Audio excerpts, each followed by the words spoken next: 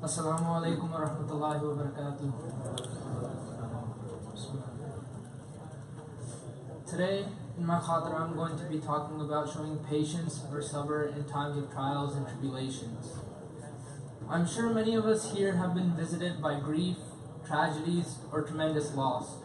Whether it's a loss of a loved one, or it's a serious illness, or it's a failure of a business, we have all been visited by such feelings.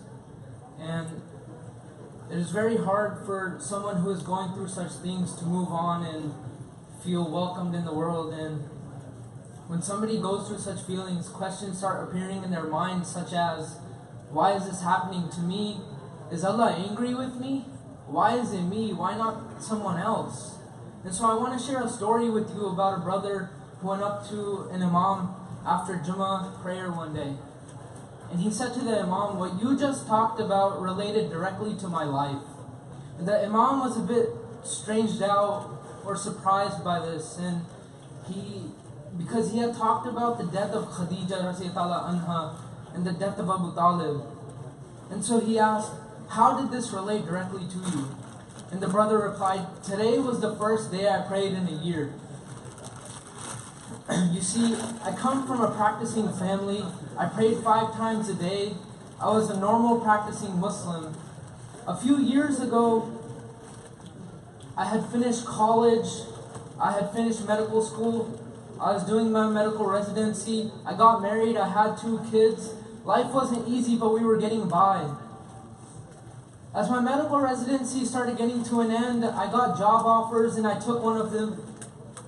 And I went house shopping and I went car shopping and we bought nice things for our family.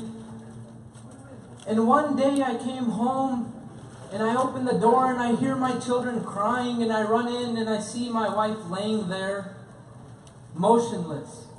And being a doctor, I go and I check for a pulse, but I didn't feel anything. She had been dead. Not now, but for like an hour. And at that very moment, my life changed forever. I lost my faith, I lost my iman. The next 24 hours were a blur to me. After the janazah, I came home and I locked myself in my room. I didn't see my kids for the next few days.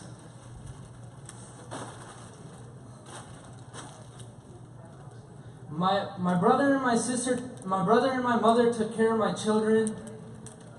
And slowly over the months, I tried to incorporate a schedule where I could balance my kids and I could balance my work. And slowly but surely it started to come together. But one thing was missing: my iman and my faith was gone. There was a hole in my heart. My heart was empty. My brother, he was religious, he prayed. And he tried to convince me to pray sometimes, but I couldn't get to it. I kept rejecting it and neglecting it. And today he came to my door and knocked on it and said, I'm not taking no for an answer. You're coming to the masjid. You're going to come to Jummah. You're going to bow down to Allah subhanahu wa ta'ala. You're going to go into sujood and you're going to say Allahu Akbar, and that hole in your heart is going to be filled. And so I came and I listened to your khutbah. And in the khutbah you told the story of the Prophet ﷺ and how he lost his wife, how he lost the mother of his children. And at that moment, the solution to my problems came to me.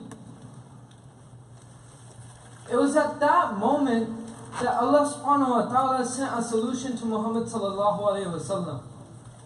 Muhammad sallallahu alayhi wa sallam went on the most miraculous journey anyone has ever been on Al-Isra wal-Miraj.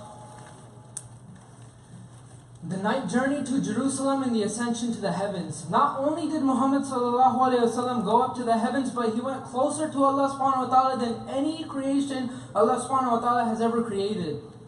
Angel Jibreel stopped at Sidratul Muntaha and he said, you are to go from here.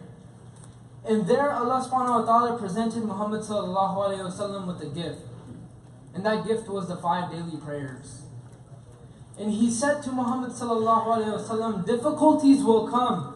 Adversities will knock your door. Tragedies will befall you, but every single time you fall down, get back up and say Allahu Akbar. Brothers and sisters, Salah will ease your difficulties. Salah will take away from your pains. I want you to remember one thing. When you are going through a hardship and wonder where Allah subhanahu wa ta'ala is, remember that the examiner is always quiet during a test. This is the time when Allah subhanahu wa ta'ala wants to see how you react. So react with sabr. I pray that Allah gives us strength to endure hardship with patience and to emerge from all the trials and tribulations of this life with our iman renewed and our trust in Allah redoubled. Ameen.